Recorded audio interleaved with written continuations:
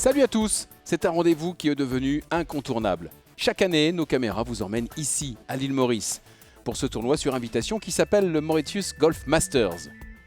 Mais cette 6e édition marque un changement dans la continuité. Cette année, 2 parcours sont associés à l'événement. Celui d'Anaïta, comme d'habitude, mais aussi celui de l'île aux Cerfs. Ces noms, tous les amateurs de golf les connaissent. C'est la grande nouveauté donc. Toute la semaine, nous allons, pour le sport comme pour les festivités, nous partager entre 2 sites qui ne sont séparés l'un de l'autre que par 400 mètres d'océan Indien.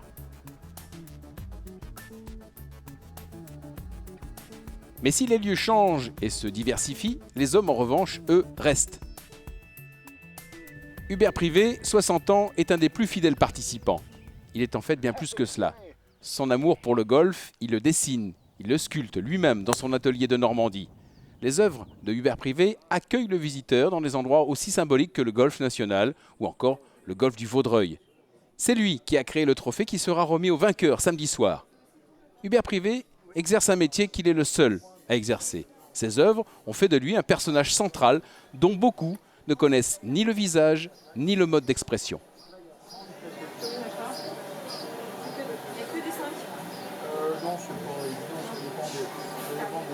J'essaie de faire des œuvres par rapport à l'actualité, les Jeux Olympiques, par rapport à la Ryder Cup, par rapport à tout ce qui se passe dans le monde du golf. Et aussi les trophées, comme ici, pour tous les événements. J'essaie de créer un trophée qui a un peu de sens par rapport à la région, à son pays, à ses origines, à toutes ces choses-là, quoi. C'est un coup exceptionnel. C'est donc le parcours de l'île aux Cerfs qui accueille le premier des 2 Pro-Am. Le Shangri-La Pro-Am, qui nous donne l'occasion d'aller à la rencontre des 2 parrains de ce Mauritius Golf Masters. Le premier est un homme qui éprouve un réel besoin de décompresser. Philippe Saint-André était entraîneur de l'équipe de France de rugby il y a encore quelques jours. Il est aujourd'hui à l'île Maurice.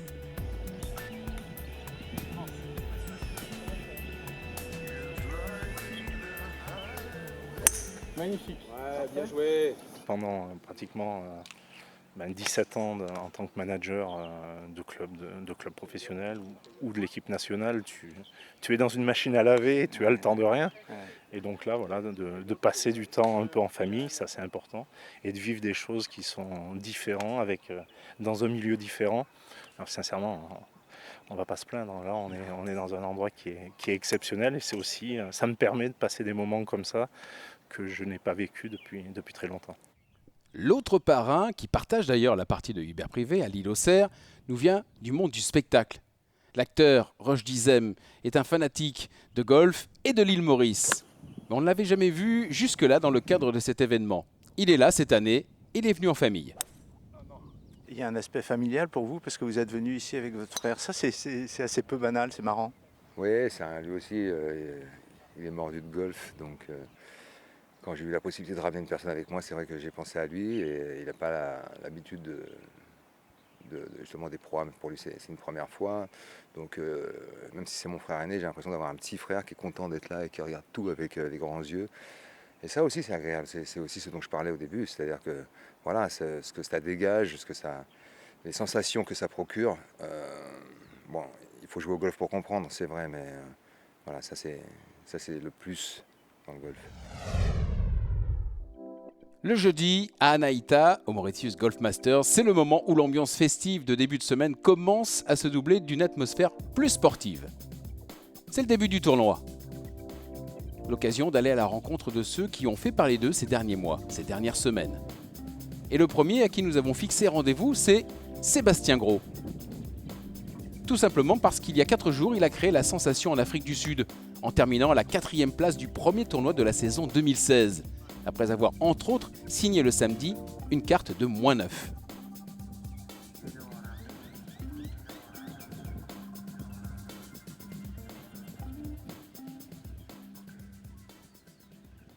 Il y a ce tour un peu sur un nuage le 3e jour qui, je pense, a marqué les esprits, qui moi en tout cas m'a marqué l'esprit en me disant qu'effectivement quand je jouais bien, là j'ai fait le meilleur score de la semaine en tout cas ce jour-là, donc forcément qui peut laisser présager de bonnes choses. Plus jeune, mais déjà plus d'expérience au plus haut niveau, Adrian Otaegui n'a que 23 ans. Mais il dispute déjà sa 3e saison sur le grand circuit. Fin 2014, il termine 118e du ranking. Les 115 premiers gardent leur carte. Fin 2015, il termine à nouveau 118e, encore une fois recalé pour 3 places. Sa pleine catégorie, c'est à la finale des cartes européennes qu'Adrien va donc la chercher. Il remporte, ex aequo, la finale des cartes de Gérone.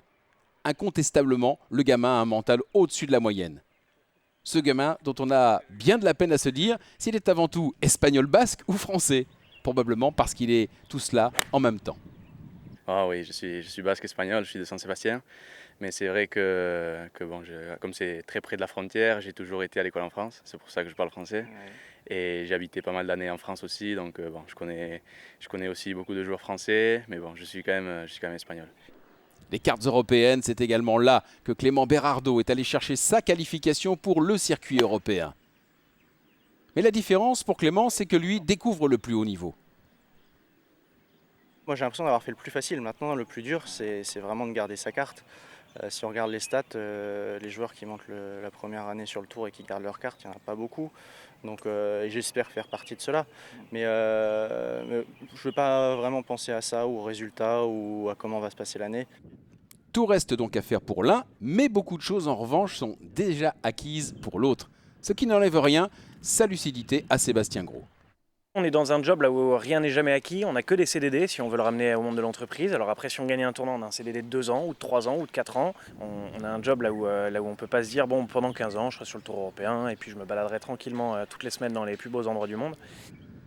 Lucidité également pour Sébastien quand il s'agit de devenir observateur du jeu de rôle qui se déroule autour de lui maintenant. C'est pas parce qu'on a fait 3 birdies qu'on devient un bon mec en fait. Je préfère être un bon mec et un mauvais golfeur que l'inverse. Donc, et moi je préfère largement qu'on me dise c'était sympa et en plus c'était cool de te voir à télé dimanche. Donc c'est un petit peu gênant mais je pense qu'on s'y habitue. Mais c'est vrai que là j'ai plus de sollicitations, en plus de gens que je connais pas du tout, qui viennent me féliciter à la limite presque sans se présenter. Et puis bon, c'est un peu gênant mais je pense qu'on s'y fait. C'est juste que le succès est récent. Et dans la bouche de chacun, quand il s'agit d'évoquer ce moment passé ici à l'île Maurice, les mêmes mots reviennent. C'est vraiment un moment pour moi plutôt vacances où je viens profiter, l'endroit est magnifique, tous les gens sont très sympas. C'est une semaine de rêve, oui. On peut jouer au golf avec des gens très, très sympas que bon, je ne connaissais pas, mais bon. Et sur des parcours magnifiques, une île paradisiaque, ouais, c'est une semaine à en profiter. Le tournoi, à proprement parler, va lui se dérouler sur le seul site d'Anaïta. Un parcours, cette année, probablement plus difficile que les années précédentes. Il est toujours très long, plus de 6800 mètres. Mais cette année, les greens sont terribles et les scores vont en témoigner. Au terme de la première journée de ce Mauritius Golf Masters, c'est un jeune Anglais de 22 ans qui est en tête. Il s'appelle Jimmy Mullen. Il n'est professionnel que depuis la fin du mois de septembre. Il ramène une carte à vrai dire assez extraordinaire, -6. Jimmy Mullen est d'ailleurs un des seuls à avoir trouvé Anaïta plutôt facile. J'aime bien ces fairways larges parce que, pour être franc, le driving n'est pas forcément la partie la meilleure de mon jeu. Par ailleurs, les greens sont excellents, ils sont beaux, ils sont rapides, ils sont francs aussi. Vraiment, j'ai beaucoup de chance d'être venu jouer ici, je suis ravi. Alors, il y avait dans cette partie une émulation indiscutable puisque le deuxième est un autre Anglais qui partageait donc la partie de Jimmy Mullen, vainqueur ici l'an dernier. C'est Max Orin qui joue -5 aujourd'hui et devance de 2 coups le meilleur des Français, Jérôme Lando Casanova. Carte de -3 pour le Corse, 3e du classement au terme du premier tour.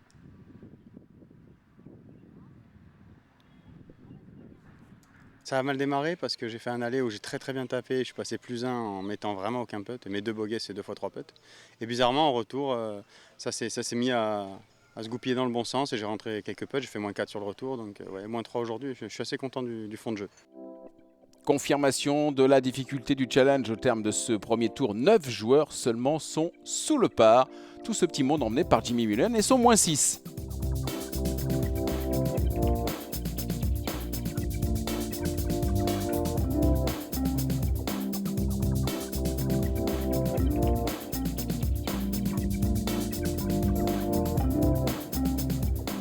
Les amateurs tirent leur dernière cartouche. Ce soir, le tournoi en Alliance sera désigné son vainqueur.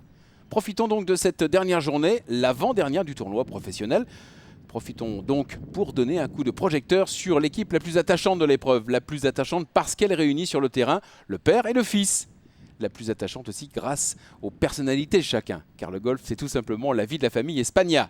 L'initiative là est venue du fils, Édouard.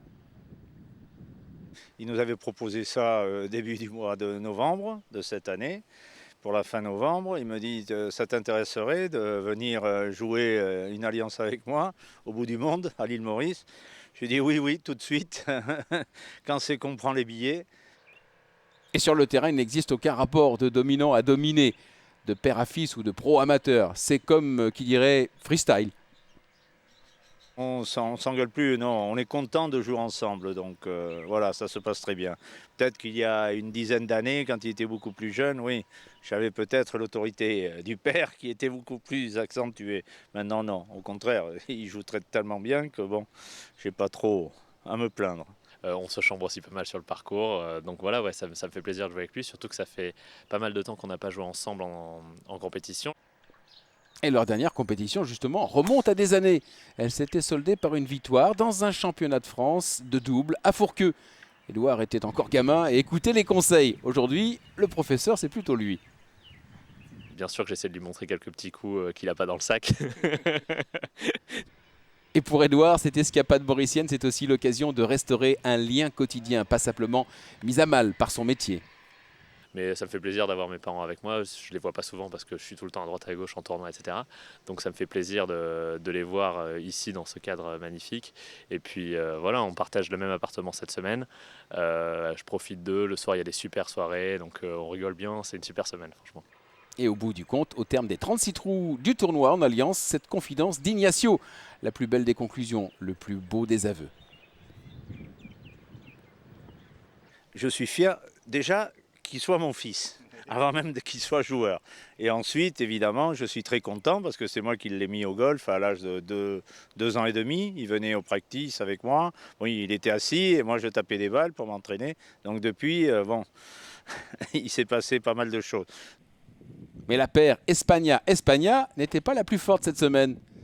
Au terme des 36 trous du tournoi en Alliance, c'est une équipe franco-suédoise qui s'impose. Le Suédois, c'est le pro Niklas Fast, vétéran du circuit européen sur lequel il a gagné 6 fois. L'amateur, lui, est français, 8 d'index. Il s'appelle Laurent Fenoglio.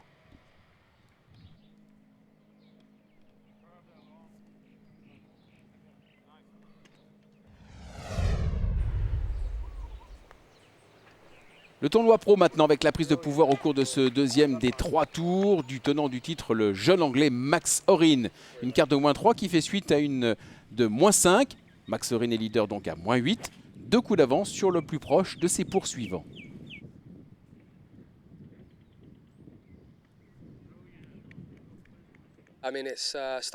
En fait, ça a démarré plutôt mollement aujourd'hui parce que je tapais des bons coups, mais je ne rentrais pas beaucoup de putts. Et puis, tout ça s'est un petit peu débloqué sur le retour où j'ai continué à taper des bons coups, mais cette fois-ci en rentrant les putts, ce qui m'a permis de faire 3 birdies et d'asseoir ma position. Et demain, comme un symbole, la dernière partie sera composée des 2 derniers vainqueurs du tournoi, puisque l'homme qui occupe ce soir la 2e place est François Calmels. Vainqueur ici, à Naïta, il y a 2 ans. Il joue -4 ce vendredi après avoir joué -2 la veille. On embuscade derrière Horin, le genre de position qu'il ne déteste pas.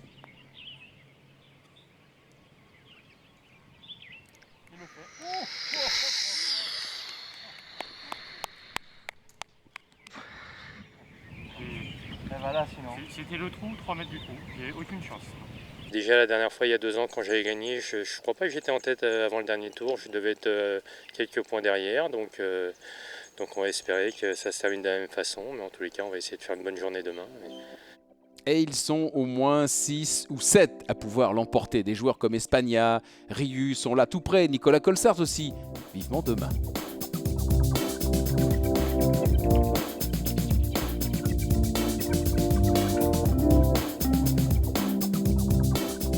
Allez, on entre dans le vif du sujet de cette 3e et dernière journée. Les conditions sont encore une fois idéales, avec juste un léger vent. Nous sommes avec Sébastien Gros sur le par 5, le trou numéro 2.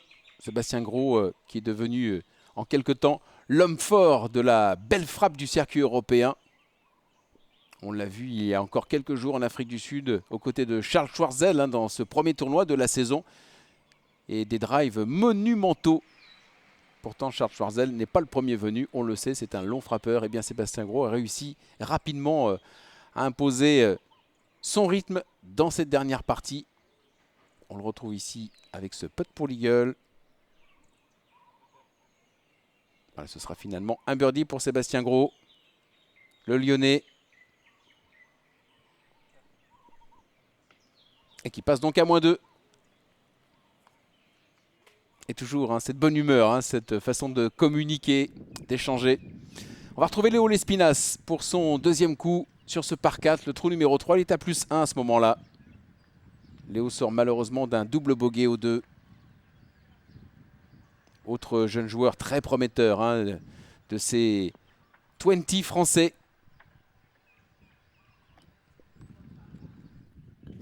On le retrouve tout de suite avec ce long putt en dehors du green. Les joueurs utilisent beaucoup le putter en dehors du green sur cette herbe terrible. Putt en montée qu'il faut absolument appuyer. La balle roule bien. Oh! Super putt, a dit Sébastien Gros à son ami Léo. Au passage, effectivement, c'était un super putt pour un birdie qu'il remet dans le par. Victor Riu ici, sur le 2, donc le par 5, troisième coup. Il a légèrement égaré son deuxième coup pour aller chercher le green en 2. Finalement, ça sera fait avec une approche. Parfait. Putt pour birdie, pour passer à -5. Très bonne semaine de Victor Riu. Et un bon putt ici. Toujours un garçon appliqué, discret, qui fait bien les choses, Victor. Max Orin, le vainqueur de l'an passé, qui défend son titre donc. Deuxième coup sur le 2 à son tour, long par 5, qui vous met tout de suite dans le rythme entrée de jeu. Et que les pros, pour les plus longs, touchent en 2. Il faut savoir que dans cette dernière journée, le vent est contre sur ce premier par 5. Et Nicolas Colsaert, ancien vainqueur de cette épreuve, le Belge qui est également Touring Pro du Golf d'Anaïta. Troisième coup ici sur le 4. Il est dans le par pour la journée.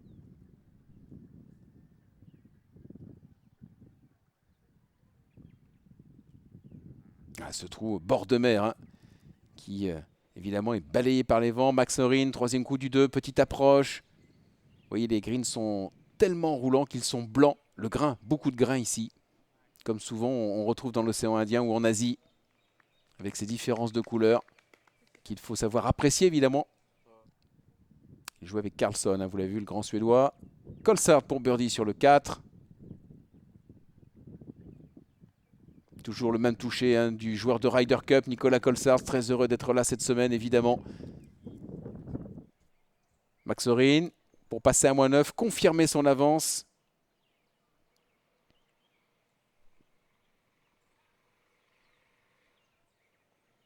Aucun problème. L'impression qu'il est, comme l'an passé, en mode déroulant. Un parcours qui lui convient. C'est ce qu'il avait dit l'an dernier, vainqueur de la dernière mouture du Challenge Tour en 2014. Il avait remporté la finale à Oman. Victor Riu, avec une balle droite-gauche, qui malheureusement a pris un mauvais rebond et reviendra tout près du green. C'est évidemment tracé dernier ça. Donc les greens sont extrêmement bien défendus. Les bunkers ils sont présents tout près de ces greens. Petite approche de Victor Riu donc sur ce par 5. En montée, la balle va se caler. Il restera ce putt pour le birdie que l'on retrouve tout de suite pour passer à -6, Victor, et renforcer son avance, se rapprocher dangereusement de Max Orin.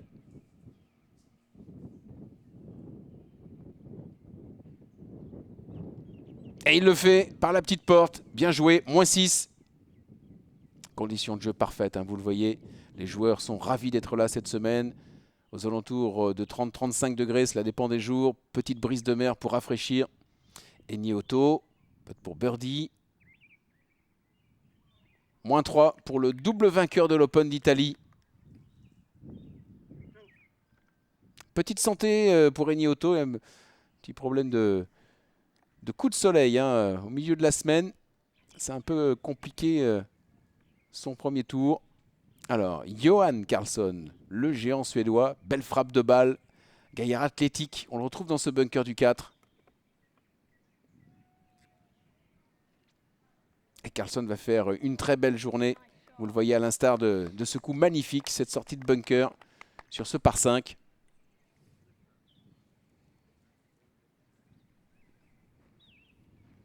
Dans la partie évidemment de François Calmel, c'est la dernière partie avec Max Horin bien entendu. Voilà, -5 pour Karlsson à la sortie de ce par 5, donc ce trou numéro 4. Et on retrouve Victor Riu au départ du 5, l'un des plus difficiles par 3. Il y a un obstacle d'eau et surtout beaucoup de vent à gérer. Les joueurs mettent pas mal de temps à choisir le bon club. Et ce sera parfait pour Victor Riu qui se met quasiment donné. Superbe sur ce plateau. Alors même si le drapeau ne bouge pas, sachez qu'il y a quand même beaucoup de vent sur ce trou quasiment posé sur la falaise. Et un très beau putt de Victor en montée. Pour passer à -7, il se rapproche. Ça va être un beau combat. Et on va retrouver Sébastien Gros qu'on avait laissé un tout petit peu plus tôt. Putt pour birdie sur le 8. Superbe putt. Un autre par 3 difficile, hein, ce trou numéro 8. Quasiment 200 mètres, vent de face pour les joueurs. Casse-tête hein, pour choisir le club. Max Horin est au 5. À son tour sur ce difficile par 3.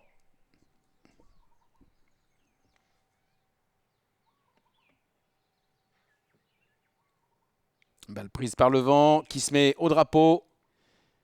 Voilà, les greens sont tellement durs qu'évidemment, vous l'avez compris, les balles ne spinent pas beaucoup. Hein. Très peu d'accroche, surtout sur des longs clubs évidemment, puisque les joueurs utilisaient pour la plupart un fer 5 hein, sur ce trou.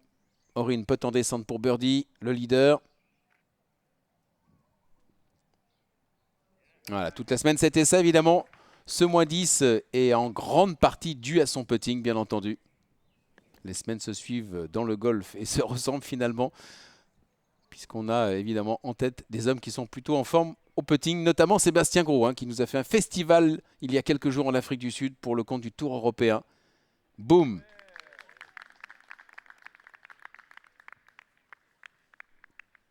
Voilà, il passe à -5, Sébastien Gros.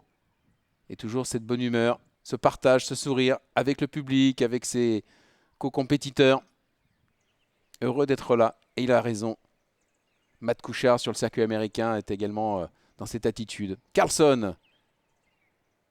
Deuxième coup pour le Suédois sur le 6. Elle est parfaite. Elle se met au poteau, cette balle. Drapeau à l'entrée aujourd'hui. Le Suédois a utilisé un club assez ouvert pour pouvoir la stopper rapidement. Putt pour -6.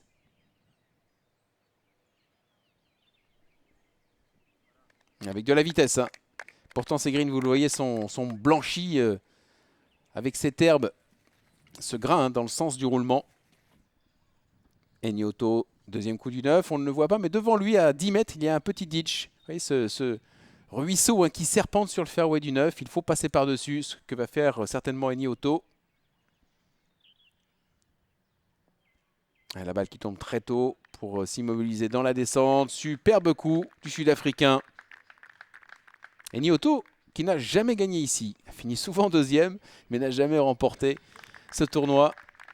Lui qui est Touring Pro hein, de ce tracé d'Anaïta. Voilà le classement, alors que nous sommes dans cette dernière journée de ce Mauritius Golf Masters. Victor Riu est au 8. Vous voyez, plus de 210 mètres, 211 précisément. On joue back tee aujourd'hui. Ah, les par 3 ne sont pas donnés. Hein. C'est compliqué d'aller chercher ce drapeau voilà, qui est à l'autre bout. Et donc, comme beaucoup de joueurs, Victor Riu va utiliser son putter en dehors du green. Green qui penche très fort de droite à gauche. Et là, il va le prendre dans l'autre sens pour prendre le toboggan, car c'est une cuvette. En espérant que la balle prenne de la vitesse. Et malheureusement, il se fait piéger. On le retrouve tout de suite. Ce long putt pour le par.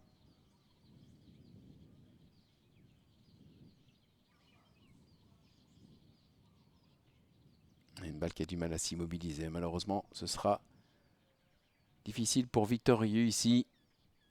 Sur ce par 3. Et ça fera un bogey qui le ramène donc à -6.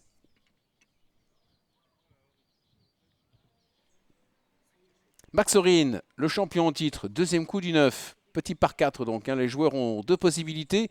Ou taper une longue canne type fer 2, club hybride. Et puis se laisser un tout petit coup de 60 mètres derrière. Ou tenter le driver, comme les grosses frappes peuvent le faire. Et aller chercher ce green qui est un petit peu plus de 320 mètres. Très belle approche ici du leader. Qu'on retrouve tout de suite pour birdie pour passer à -11.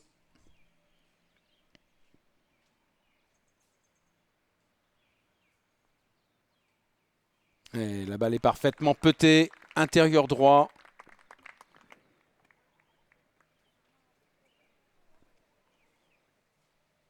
Carlson à son tour sur le 10, deuxième coup sur ce par 4. Petit par 4, le 10, très court. Les joueurs ont souvent entre 70 et 100 mètres à peine pour le deuxième coup en fonction du club choisi. Et il va rester court le Suédois sur cette attaque de drapeau. Drapeau planté tout au fond, cette fois, dans le début de la descente. Et ce qui veut dire que le putt est souvent difficile. Regardez la trajectoire que va utiliser Carlson pour ce putt pour birdie. Et là, c'est l'interrogation. Que va-t-elle faire? Elle break pas. Elle break. Et elle finit par tomber. Superbe putt de Johan Carlson. Très heureux d'avoir trouvé la bonne ligne et surtout la bonne vitesse. Voilà, joli birdie pour -7.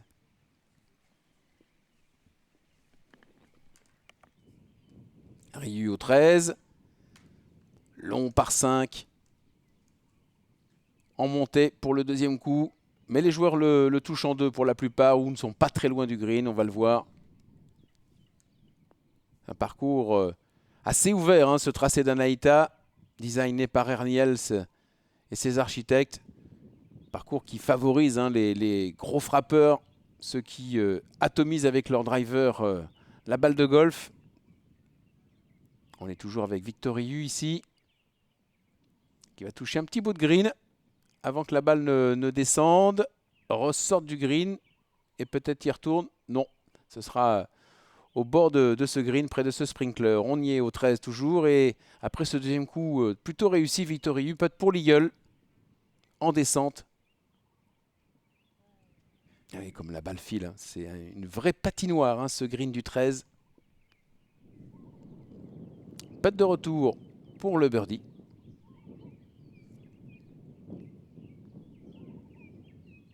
Et heureusement, ça rentre. Récompensé Victor Riu. Parfait, -7 de nouveau. Après le bogey que l'on a vécu un peu plus tôt. Carlson, toujours sur ce même trou. 13. C'est en montée, c'est son deuxième coup. La caméra compresse la distance. Et les joueurs ont encore plus de 200 mètres. En général, aux alentours de 210, 220, voire 230 mètres. Elle est à gauche, celle-ci. Et elle va redescendre avec le toboggan naturel. Mais ça va nécessiter une petite approche qui sera certainement délicate pour le Suédois. Car tout est en pente de droite à gauche et de gauche à droite avec un dôme au milieu. Kalmels, dans la dernière partie, lui aussi, va attaquer ce par 5 en 2. Joueur puissant, on le sait, François Kalmels.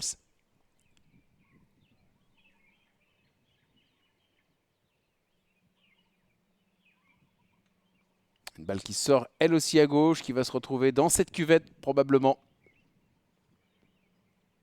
Tout petit peu plus long. Il sera un peu pénalisé car il va devoir sortir du rough, un coup en descente, passer par-dessus le bunker et arrêter la balle. Ça va pas être facile. On commence par Carlson ici. Très bien chippé cette balle qui va glisser au drapeau. Il joue vraiment bien aujourd'hui le Suédois. Et comme il est difficile d'arrêter la balle, elle était pourtant bien pincée celle-ci.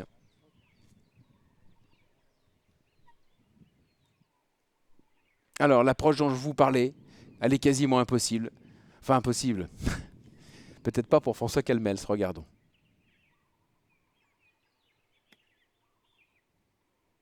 Et il la joue par la gauche.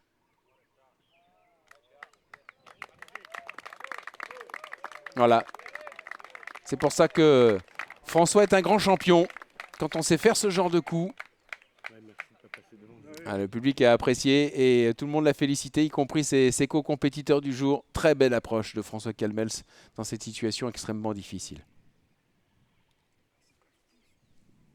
On retrouve Carlson tout de suite pour le birdie sur ce même trou 13 donc.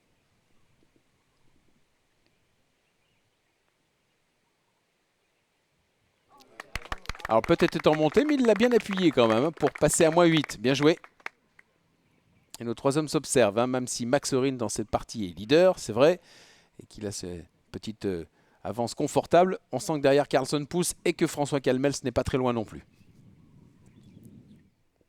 Le voici François pour birdie, lui aussi pour remonter vers le leader, passer à -7. Fantastique. Approche putt de grande qualité pour un nouveau birdie.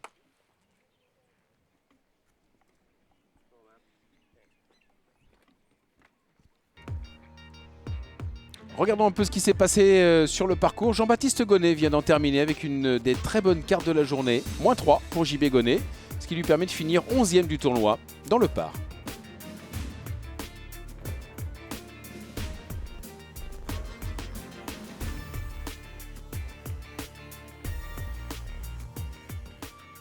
Et on va retrouver Carlson. Carlson est au 14. Alors, il y a ce mur que Ernie Els et les designers ont laissé, qui coupe le fairway en deux. Et c'est une des difficultés supplémentaires que doit gérer le professionnel coincé derrière ce mur comme Carlson. Mais vous voyez, ça ne le gêne absolument pas. La balle s'immobilise quasi au drapeau pour le Suédois. Idem pour Max Orin. Ça nécessite évidemment des coups un peu plus travaillés. Comme ici Max Orin qui devait peut-être se trouver trop près du mur pour ne pas jouer le drapeau. Et qui a dû se décaler par la gauche. On le retrouve tout de suite ici. Petite approche. Voilà, sur l'entrée du green.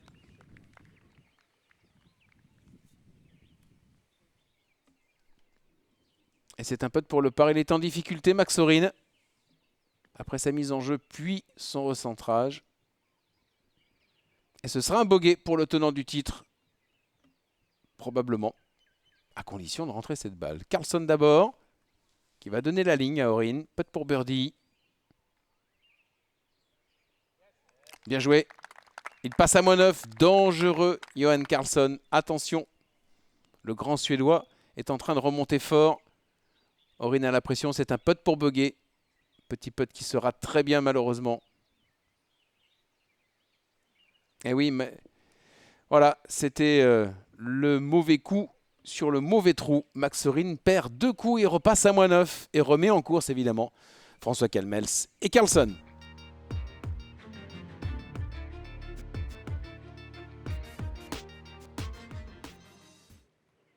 Eh bien, il pourra évidemment se hisser en haut du leaderboard. Carlson tout de suite. Petit club dans les mains.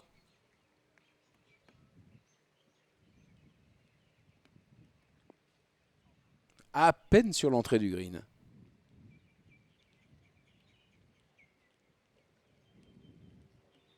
Et le vent, quelquefois un petit peu plus présent. Carlson putt pour le par sur le 15 maintenant.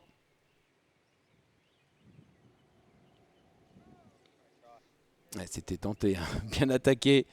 Il est en forme, il putt bien, il joue bien et donc il est en confiance. Donc il charge un peu ses putts, c'est vrai. Attention quand même au putt de retour pour le Suédois.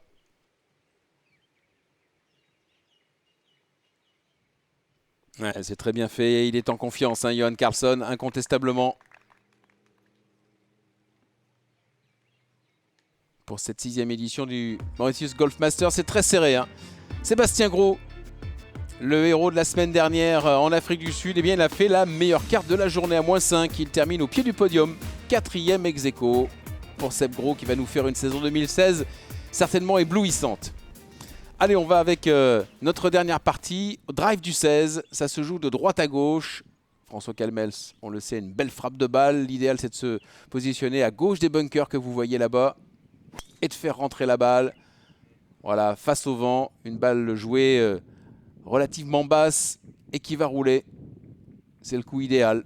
Bien placé au milieu du fairway. Autour de Max Horin, le champion en titre qui est menacé maintenant.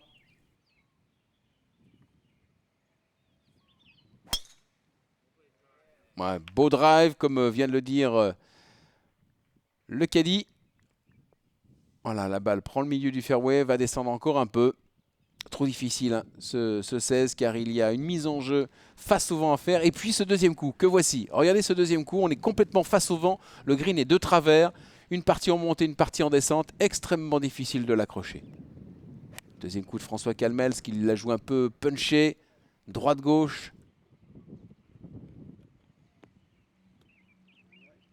Ouais, qui mord, hein, juste le bord du green cette balle. Max Horin à son tour sur le même trou.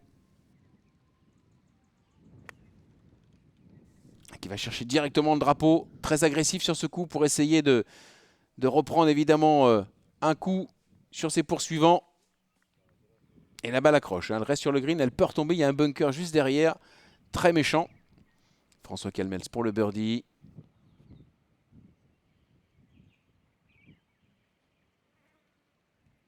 Droite-gauche hein, pour ce putt qui va descendre sur la dernière partie, sur les 3 derniers mètres.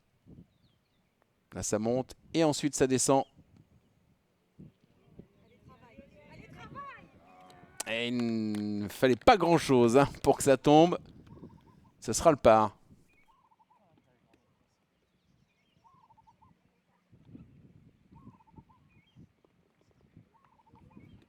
Voilà pour Calmels, donc, qui reste à -7 à l'issue de ce trou numéro 16. Dans l'autre sens, ça c'est un putt en montée pour Max Horin. Putt pour birdie, pour passer à -10. Le champion en titre.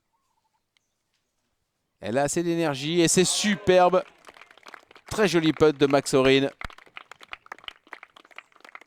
Qui met un petit pansement hein, sur ses plaies précédentes. Victorieux au 17. Le dernier par 3 de ce tracé face à l'océan.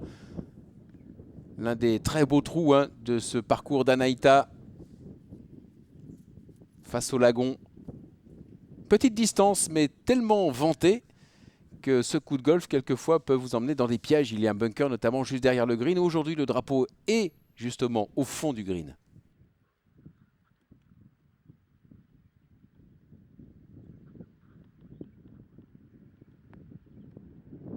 Attention. Elle est restée coincée, heureusement. Le green est tout petit. Hein. On revient sur le 16 maintenant. Sur le 17, pardonnez-moi, voilà, avec la petite approche de Victorieux qui a fait retirer le drapeau. Et une balle qui file énormément. C'est l'une des grandes difficultés avec Édouard Espagnac, que vous voyez ici, et Julien Guerrier. Hein. 3 Français étaient ensemble. Victorieux pour le par. Décidément.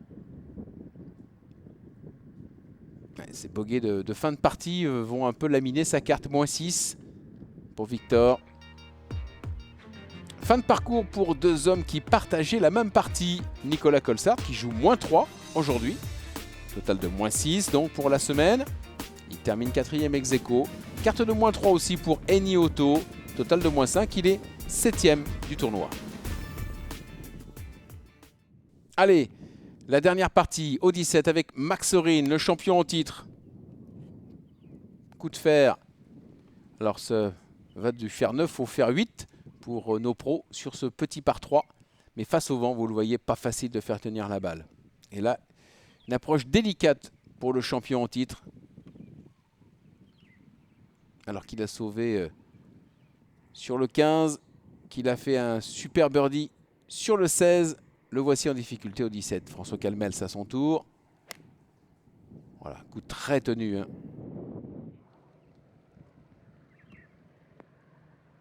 Ouais, parfait. Il aura un peu de temps monté, François.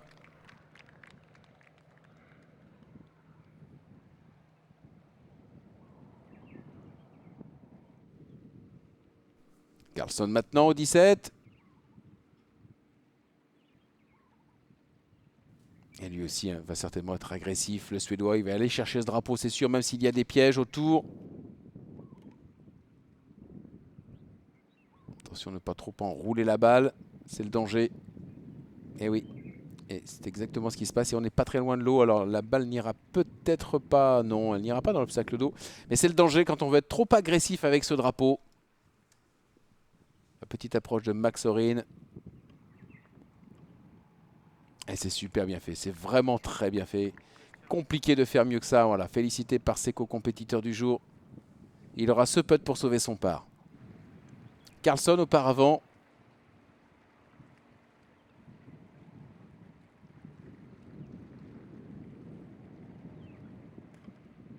Balle très haute qui devrait s'arrêter rapidement évidemment. Il a très bien fait. Il aura ça pour le par lui aussi. Mais ça ne fait pas de birdie. Et voilà qui est important donc pour François Calmels. Le seul en position de birdie sur ce trou.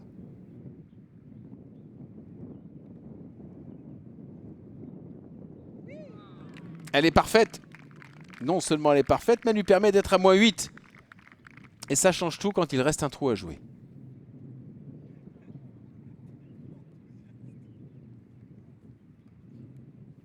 Ouais, très bien géré. La part de François. Orin pour sauver son par, rester à -10.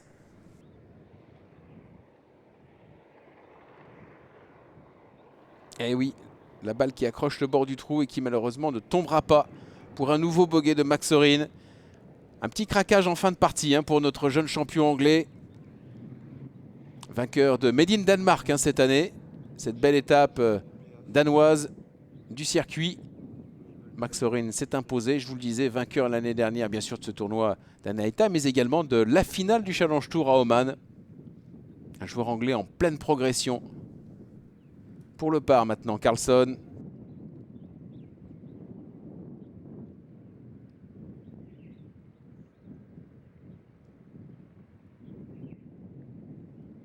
Pas de problème pour le grand Suédois. Reste donc à -8. Et ce sera donc extrêmement serré pour jouer ce dernier trou. Départ du 18 dans quelques instants. Avec, vous le voyez, un leader, mais fébrile. -9 et deux hommes qui le poursuivent, Calmels et Carlson. Ça commence par un drive au 18 sur ce par 5.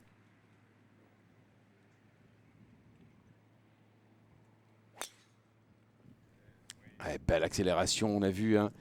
Bel engagement du corps de François Calmels. Super drive. Toujours très long, François. Et celui-ci est très très long.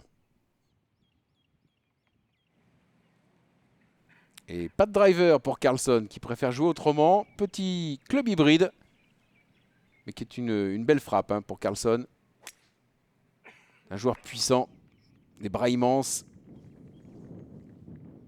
Et une mise en jeu parfaite. Voilà, quand on envoie son club hybride à plus de 250 mètres, ça pose plus de problème. Et enfin donc, Max Orin, le leader. Dernier drive peut-être.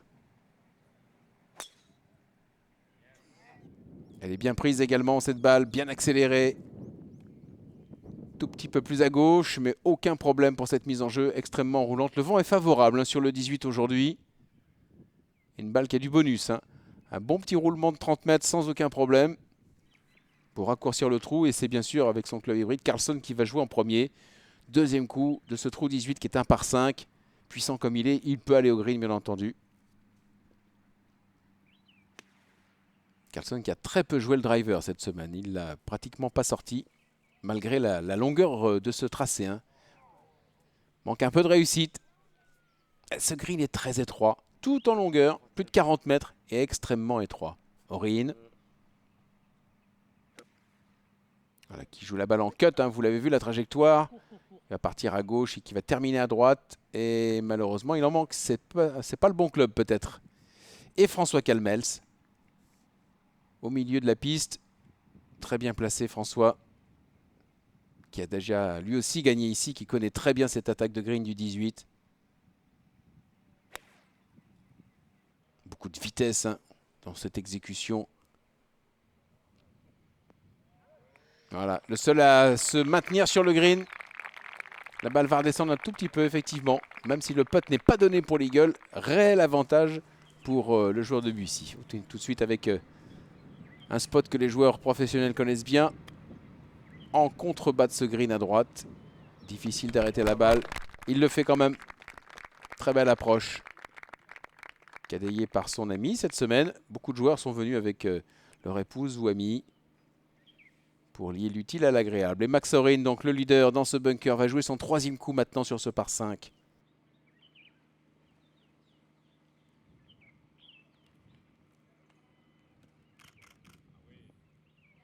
Du rythme, mais la balle a du mal à s'arrêter. Elle est tombée tard finalement. Le vent ne l'a pas aidé.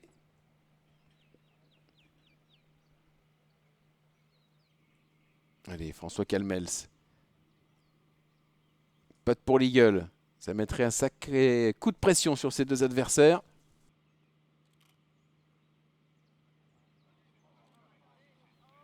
Oh, elle était parfaitement petée cette balle. Elle accroche le bord du trou. La vitesse, la ligne, tout était là.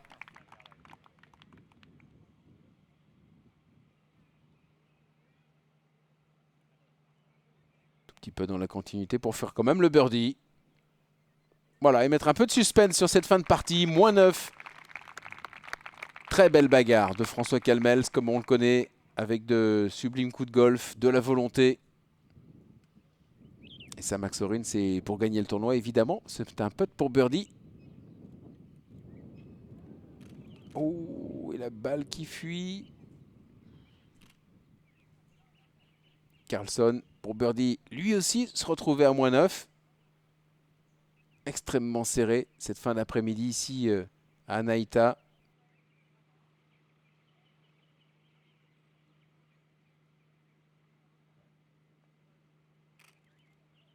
Non.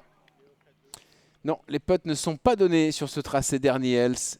C'est lui-même qui a supervisé la fabrication de ces greens. Et Johan Carlson ne s'imposera pas malgré une très belle remontée du Suédois, moins 8. Max Orin. Et voilà, malheureusement, il ne peut pas faire de birdie sur ce dernier trou, Max. Il est donc à moins 9. On va avoir un petit supplément de programme entre ces deux hommes. François Calmels à gauche, ancien vainqueur. Max Orin, champion en titre. Alors, c'est parti. L'arbitre procède au tirage au sort. C'est pile ou face. Voilà, tout simplement. C'est la partie face qui est tombée par terre. Alors, l'honneur revient à Max Orin. Et ça va se jouer sur le 18. C'est parti pour un extra hole en play-off. Voilà, belle accélération de l'anglais. Un beau drive comme celui joué sur le dernier trou tout à l'heure. Le 18e de sa journée, évidemment. Aucun problème. Un tout petit peu plus court que ce qu'il a frappé il y a presque un quart d'heure maintenant. Tour de François Calmels. Dans ce premier trou de play-off.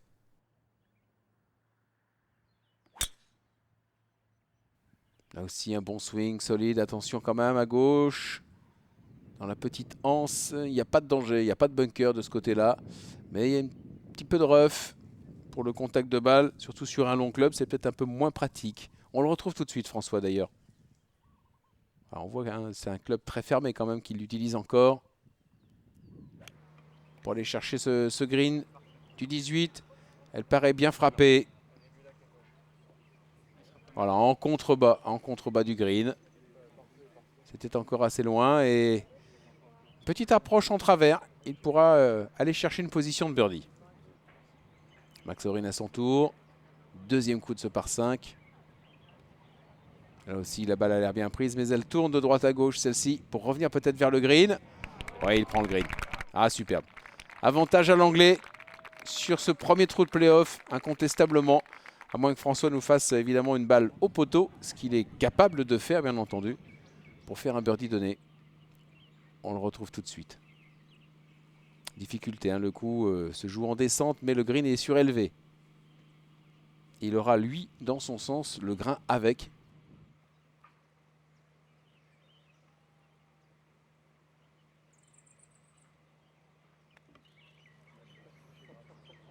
Doucement, doucement, doucement. Et oui, le grain avec, ça ne pardonne pas. Plus la descente. La balle est tombée malheureusement un peu tard. C'est toujours à François de jouer. Il faut le rentrer.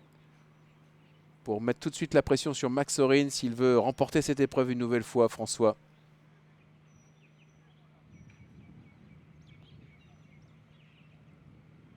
C'est bien peté, malheureusement. Ça ne fera pas de birdie, laissant la porte ouverte à l'anglais dans un instant. Voilà, François va marquer sa balle. Certainement un peu déçu que cette approche est filée là-bas en contrebas.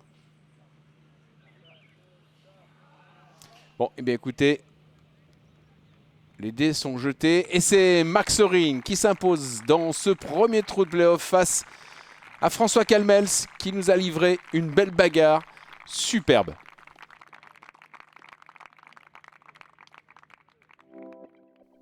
Et le tableau final avec, vous le voyez, la victoire de Max Sorin sur François Calmels en play-off. Johan Carlson, donc troisième place. Meilleur français, Sébastien Gros et Victor Riu. On écoute tout de suite la réaction de Max Sorin.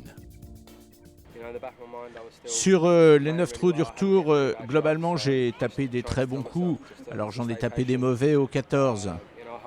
Et puis j'ai eu un très bon putt au 16 qui m'a permis de revenir seul en tête, de reprendre la tête seul. Et puis dès lors, sur la fin du parcours, tout pouvait se passer parce que cette fin de parcours est tout simplement magnifique. 3-4 trous de la fin, je ne pensais pas que j'allais pouvoir aller en play-off non plus.